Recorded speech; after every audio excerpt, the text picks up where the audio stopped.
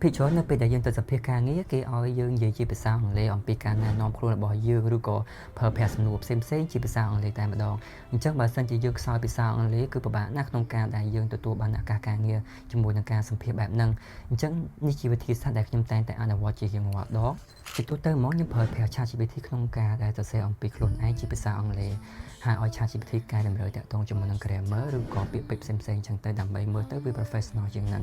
បន្ទាប់មកទៀតខ្ញុំព្យាយាមនិយាយភាសាអង់គ្លេសទៅកាន់ ChatGPT ដើម្បីឲ្យ ChatGPT វាស្ដាប់តាក់ទងជាមួយការនិយាយរបស់យើងថាតើការនិយាយរបស់យើងតាក់ទងជាមួយ tone សលេងប្រើត្រូវឬក៏ខុសអញ្ចឹងទៅ